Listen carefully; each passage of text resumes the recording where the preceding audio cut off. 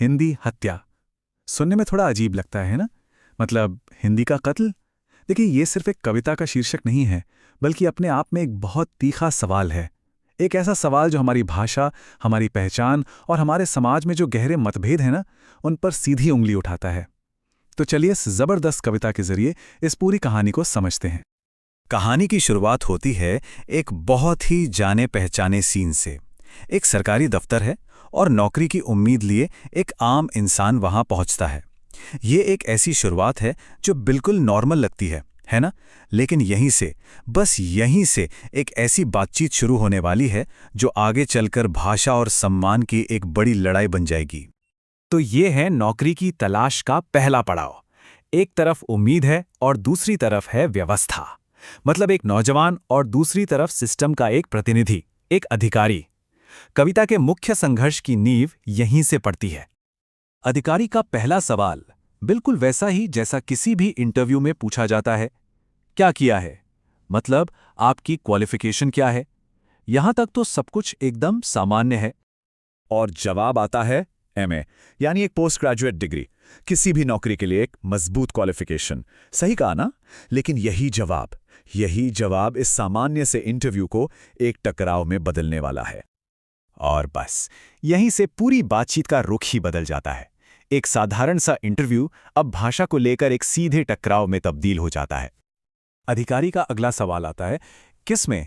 ये छोटा सा सवाल बस एक चिंगारी का काम करता है जो पूरे संघर्ष में आग लगा देती है। ये सवाल कम और एक खास मानसिकता का पहला इशारा ज्यादा है।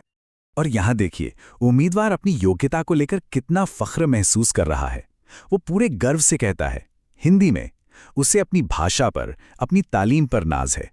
लेकिन इस गर्व का स्वागत तिरस्कार से होता है। कुछ भी कहने से पहले ही उस अधिकारी की बॉडी लैंग्वेज सब कुछ कह जाती है।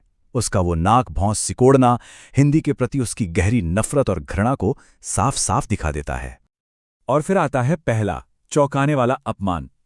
अधिकारी सीधे कहता है, बड़े बेशर्म हो, अभी तक जिंदा हो।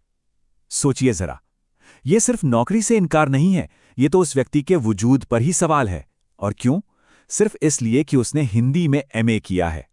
बात यहीं पर नहीं रुकती। अधिकारी अब एक बहुत ही क्रूर किस्सा सुनाना शुरू करता है, जिसमें वो उम्मीदवार की तुलना एक ऐसे लड़के से करता है जिसने अपनी जान ले ली थी। इस पर जरा ध्यान दीजिए। अधिकारी उस स्कूली लड़के की दुखद कहानी का इस्तेमाल हिंदी से जुड़ी शर्म को और भी गहरा करने के लिए कर रहा है। वो कह रहा है कि जरा सी हिंदी बोलने पर हुए अपमान से उस लड़के ने तो आत्महत्या कर ली, और तुम एमए करके भी जिंदा हो। और आखिर में अधिकारी उस उम्मीदवार को सीधे सीधे खारिज कर देता है। वो उसे उसी लड़के के दुखद रास्ते पर चलने का मशवरा देता है। ये भाषा के आधार पर होने वाले भेदभाव की शायद सबसे क्रूर तस्वीर है। अब कविता अपने असली वैचारिक टकराव पर आती है। इसे दो राष्ट्रीय पहचानों के बीच एक संघर्ष की तरह पेश किया गया है। एक है इंडिया और दूसरा है हिंदुस्तान।